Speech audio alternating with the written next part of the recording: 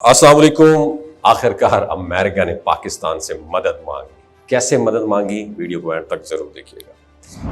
ہماری خارجہ جو پالیسی ہے نا، فورن پالیسی، اکثر ایسا لگتا ہے جیسے ہم اپنی نہیں بلکہ کسی اور کی شطرنج پر مہرے بن کر کھیل رہے ہوں۔ کبھی ایک طرف پریشر آتا ہے، کبھی دوسری طرف سے لالچ دیا جاتا ہے، اور معیشت کی زبوں حالی جو ہے اور قرضوں کی بھرمار اور سفارتی تنہائی نے ہمیں اس مقام پر لا کھڑا کیا جہاں ہمیں صرف اپنی سالمیت اور اصولوں کی قیمت پر دوسروں کے ایجنڈوں کو پورا کرنا پڑتا ہے۔ آج ایک بار پھر پاکستان ایک ایسے مقام پر کھڑا ہے جہاں اسے ایسی خدمت مانگی جا رہی ہے جو نہ صرف خطے میں تنازع کو ہوا دے سکتی ہے بلکہ پاکستان کو بھی ایک خطرناک دلدل میں دھکیل سکتی ہے۔ امریکہ کی نظریں ایک بار پھر مشرق وسطی پر جمی ہوئی ہیں اور اس بار نشانے پر ہے ایران، اور مقصد ہے اسے نیوکلیئر پاور بننے سے روکنا۔ لیکن but the question is that, کیا امریکہ خود یہ کام نہیں کر سکتا؟ اگر نہیں تو وہ پاکستان کو کیوں آگے قربانی کا بکرا بنانا چاہتا ہے؟ بات سیدھی ہے، جب بھی امریکہ کو کسی کام کے لیے اپنے ہاتھ گندے نہیں کرنے پڑتے تو وہ پاکستان کو آگے فرنٹ پر لے آتا ہے۔ تو وہ کیا کرتا ہے؟ کسی دوسرے ملک کو دوستی کے نام پر اپنا ہتھیار بنا لیتا ہے۔ آج بھی کچھ ایسے منظر ہے۔ پاکستان سے یہ ڈیمانڈ کی جا رہی ہے کہ وہ ایران کی نیوکلیئر عزائم کے خلاف اپنا رول پلے کرے۔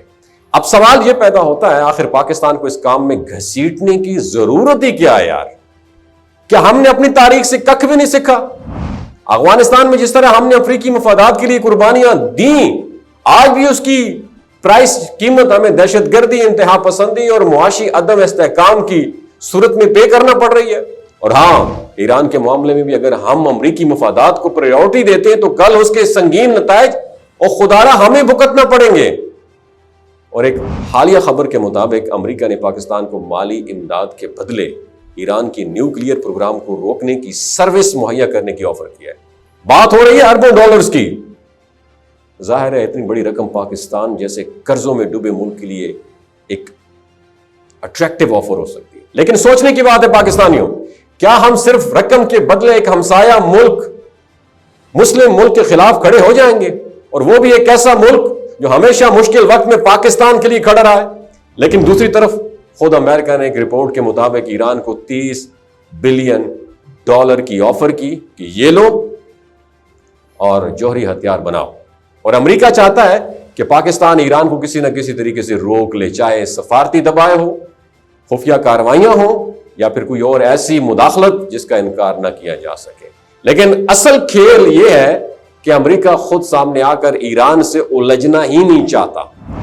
وہ کسی اور کے کندھے پر بندوق رکھ کے فائر کرنا چاہتا ہے۔ وہ جانتا ہے اگر وہ ڈائریکٹلی ایران کے خلاف کوئی انیشیٹو لیتا ہے تو مشرق وسطی میں جنگ چھڑ سکتی ہے اور اس کے اپنے مفادات کو خطرہ ہو سکتا ہے۔ اس لیے وہ پاکستان کو اپنا پراکسی بنانا چاہتا ہے۔ اب سوال یہ نہیں ہے ہم ایسا کریں گے یا نہیں کریں گے، سوال یہ ہے ہم کب تک دوسروں کی جنگیں لڑتے رہیں گے؟ ہم کب تک اپنی خود مختاری کو بیچتے رہیں گے؟ ہم کب تک 20 ارب یا 50 ارب ڈالر کے بدلے اپنی خارجہ پالیسی کی ڈائریکشن موڑتے رہیں گے؟ کیا ہم نے کبھی سوچا کہ اگر ہم ایران کے خلاف کوئی خفیہ یا کھلا قدم اٹھاتے ہیں تو ایران کا ری ایکشن کیا ہوگا؟ کیا ہم ایک اور سرحد پر دشمنی کا خطرہ مول لے سکتے ہیں جبکہ ہماری مشرقی سرحد پہلے ہی مسلسل پریشر میں ہے؟ دنیا تیزی سے چینج ہو رہی ہے، بلاک بنتے جا رہے ہیں، ایران، چائنا، رشیا اور دیگر کئی ممالک ایک دوسرے کے کلوز آتے آ رہے ہیں، اور ہم نے وقت پر ہوش کے ناخن نہ لیے اور صرف وقتی مفادات کے لیے فیصلے کرتے رہے تو ہم نہ صرف اپنی ریپوٹیشن کھو بیٹھیں گے بلکہ ایسی سفارتی تنہائی کی دلدل میں چلے جائیں گے جہاں ہمارا ساتھ دینے والا کوئی بھی نہیں ہوگا۔ پاکستان کو اب یہ فیصلہ کرنا ہوگا کہ وہ ایک آزاد خارجہ پالیسی رکھتا ہے یا صرف ایک کرائے کا کھلاڑی ہے جو وقتاً فوقتاً کسی طاقتور ملک کے ایجنڈے پر کام کرتا ہے۔ ایران کو نیوکلیئر پاور بننے سے روکنا نہ ہمارا قومی مفاد ہے اور نہ ہی ہماری رسپانسبلٹی۔ ہمارا اصل کام اپنے ملک کو معاشی، سائنسی اور دفاعی لحاظ سے اسٹرانگ بنانا ہے، نہ کہ دوسروں کی چالاکیوں میں آ کر اپنے آپ کو کمزور کرنا۔ یہ میری ملک کے ساتھ محبت تھی۔ اگر کوئی بات بری لگی ہو دس بستہ معذرت کا طلبگار ہوں۔ میں ایک ریسرچ کا طالب علم ہوں۔ پاکستان میں سچ بولنا ایک بہت بڑا جرم ہے اور یہ جرم ہم کرتے رہیں گے۔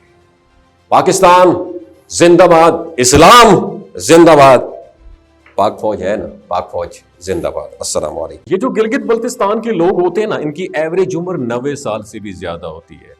You know why? کیونکہ یہ لوگ شلجیت استعمال کرتے ہیں. شلجیت کے اندر 85 منرلز ہوتے ہیں. اگر آپ چیزوں کو جلدی بھول جاتے ہیں، مردانہ کمزوری محسوس کرتے ہیں، اولاد جیسی نعمت سے محروم ہیں، اور آپ سپرم کاؤنٹ آپ کے کم ہیں، ٹیسٹوسٹیرون ہارمون امبیلنس ہے، آپ سدا بہار جوان نظر آنا چاہتے ہیں، خون کی کمی کو دور کرنا چاہتے ہیں، ہڈیوں جوڑوں کے دردوں سے نجات حاصل کرنا چاہتے ہیں، موٹاپا کم کرنا چاہتے ہیں، تو ڈاکٹر اسد محمود کی پیور اینڈ نیچرل شلجیت ضرور استعمال کریں. ایک بات آپ نے دماغ کی کھڑکیوں کو کھول کے اپنی سننی ہے، ہمیشہ آرگینک اور قدرتی چیزوں کا استعمال کریں. کیمیکل والے فوڈ سپلیمنٹ خدا رہا استعمال نہیں کرنے. اگر آپ ڈاکٹر اسد محمود کی پیور اینڈ نیچرل شلجیت کو آرڈر کرنا چاہتے ہیں، نیچے دیے گئے نمبر پر واٹس ایپ کریں.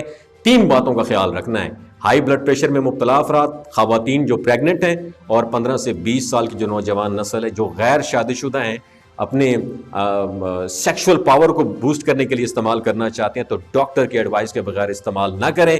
باقی سارے لوگ بے دھڑک گرمی اور سردیوں میں استعمال کر سکتے ہیں. اپنا بہت خیال رکھیے گا. اللہ حافظ.